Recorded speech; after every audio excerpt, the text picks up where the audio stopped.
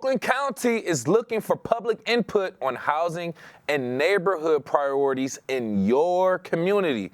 The feedback directly influences how federal funds from the U.S. Department of Housing and Urban Development are used locally. So here to tell us more on the Splash Live is the Oakland County's Neighborhood and Housing Development Officer, Khadija Walker-Fobbs. Thank you for being here, Khadija. Thank you so much for having me. It's a pleasure. And it's an honor to have you as well. Getting straight into it, I want to ask you, or at least note the fact that the survey has officially closed. But with that being said, how will the results of this year's Community Needs Survey specifically impact neighborhoods within our greater West Bloomfield area specifically?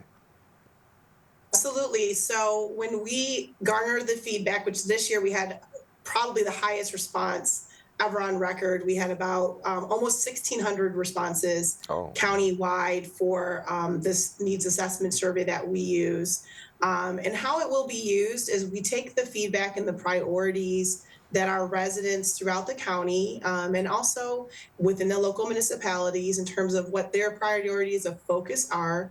And that will be embedded into how we make decisions around how the funding will be allocated. And so for West Bloomfield specifically, my team was able to pull up some of the responses that we received, and we had pretty great representation actually from West Bloomfield. We had near 80 people who responded to give feedback on what some of the priorities were for them for this next coming program year in terms of what they would like to see as focus areas for the federal funding.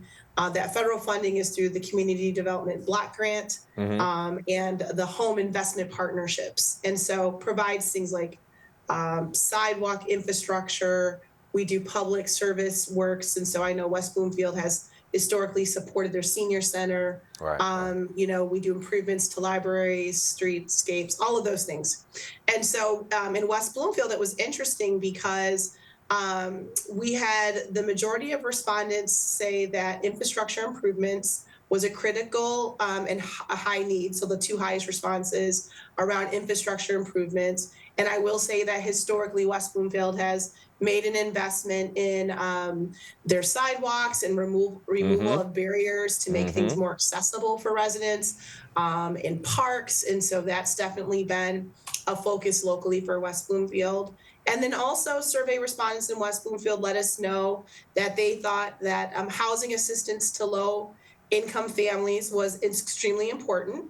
And that was something that should be focused on, as well as reducing homelessness came up very high in the survey by West Bloomfield residents as a priority for how we need to utilize and look at funding. So those are just pulling out some of those key highlights.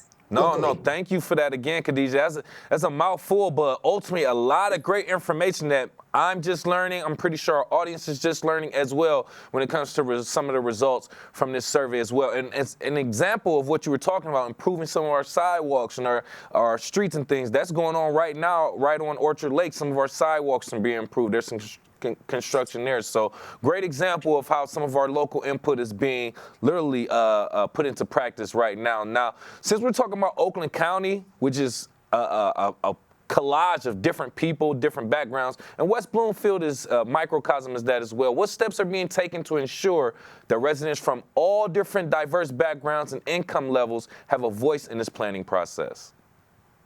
Absolutely, it's a fantastic question. And so this year, like I said, we had one of the highest responses ever on record from the survey. And I really credit it to strategic outreach to make sure that people were represented in various sectors, various parts of the county, and that we actually had a staff person dedicated to getting out to senior centers, libraries, hospitals, everywhere we could think of to make sure we were distributing the survey and that we provided not only hard copy paper forms for people who might not have access to technology, but there was also a QR code that was posted in a lot of public spaces where somebody who does have access to technology could just go right from their mobile phone and respond. And we saw that this approach worked because, like I said, this was the highest response countywide. And so we did have a great representation throughout all of Oakland County, rural and urban pockets. to this survey and have that feedback that will be utilized and put together in our annual action plan when we submit it to HUD this year, taking in consideration those priorities from residents throughout our county. But really a lot of effort made to make sure that senior centers, libraries, city halls, hospital waiting rooms, anywhere else we could think of, we were making sure to get this distributed.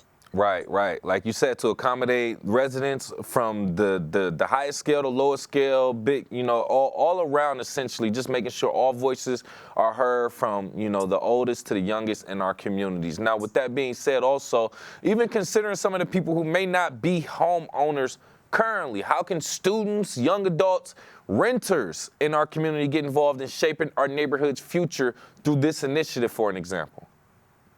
Yeah, another wonderful question. So first of all, the survey is for 18 and older. So I just want to put that qualifier out there for adults. And we also wanted to make sure, I'll be honest, like early on, we were kind of heavy on those who are homeowners responding. So our staff person, who's our community liaison, made some strategic efforts to make sure that the survey, once again, was distributed in pockets where there's a lot of people who are renting, places and spaces where people are renting, to get that feedback. But it is really important for people to know that this exists. It happens every year, and it is to give the community a voice. And we want to make sure that we are hearing from those who are renting, because we know there's a huge need for housing options, diverse housing options that include affordable rental units for young families and young adults who are starting their working career.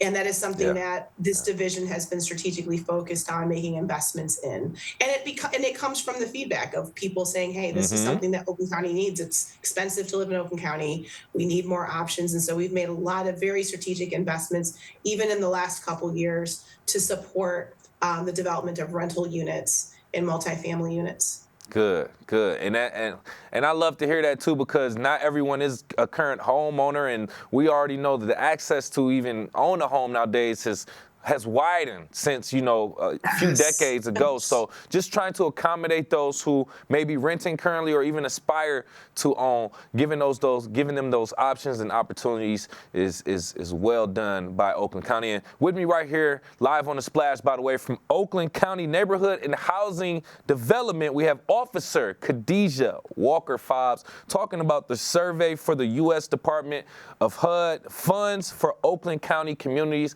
how they will affect us, and what we can do in regards to our feedback. And with that being said, let's just talk about that. So the survey has officially closed, but we also want to talk about the opportunity that people may actually have to still kind of give their input. So how can the feedback from the survey and public comment affect the future of local communities?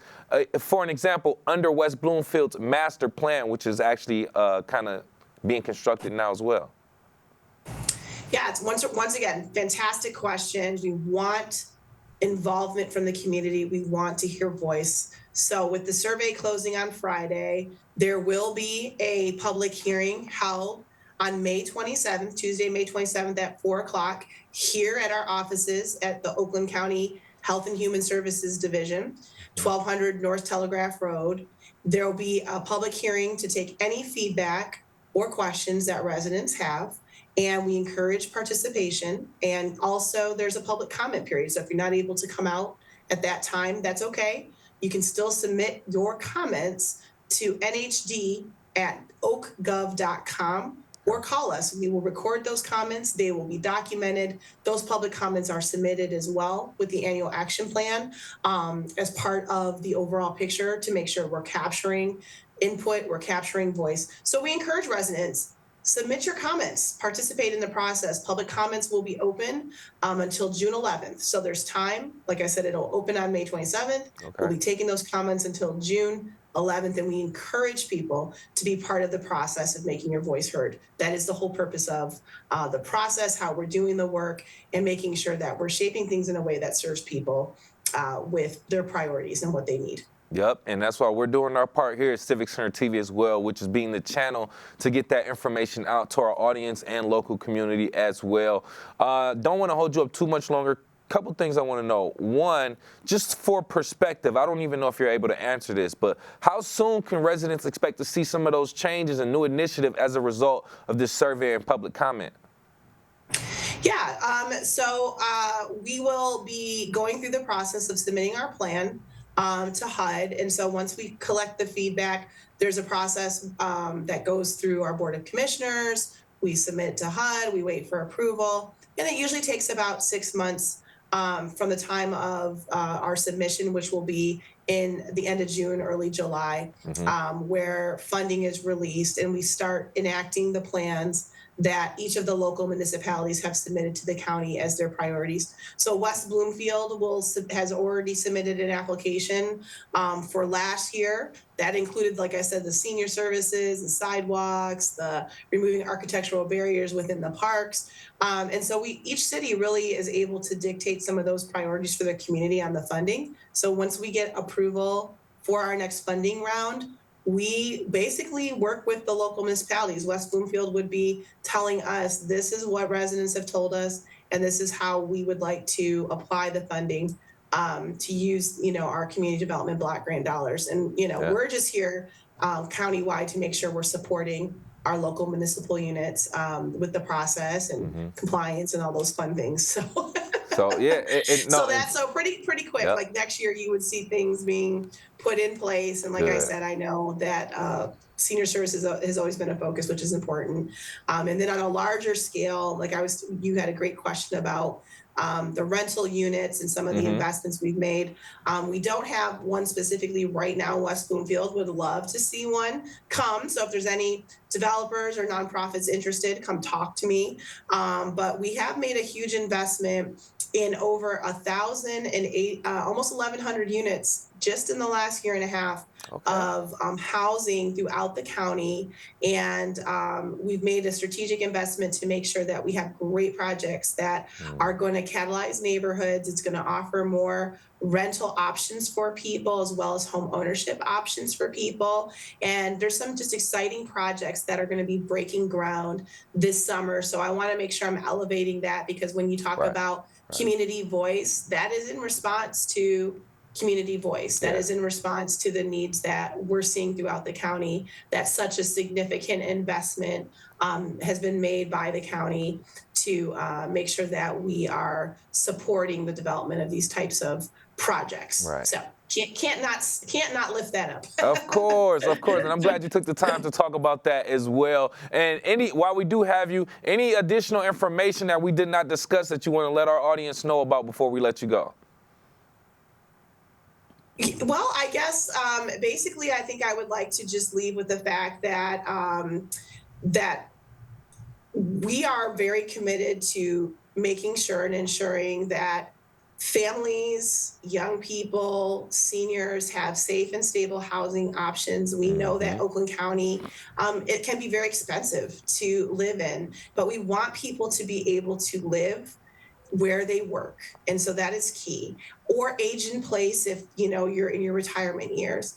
And so I think what I'd like to leave residents with is just knowing that as a county, this division and the county as a whole, the county leadership is committed to ensuring that there are great options for people to create thriving neighborhoods, to make sure people can stay in their homes, they can find homes, and that we offer a diverse array of options that are going to fit the needs of our residents, because we know our residents are diverse. And so we need to make sure there's lots of choices and options. And so it is a priority. It is a focus. We've put our money where our mouth is. We've made investments, and we want people's feedback. So we do encourage people to go ahead and share your feedback. Make sure you're participating in this annual survey. Participate in the public comments. We want to hear from you.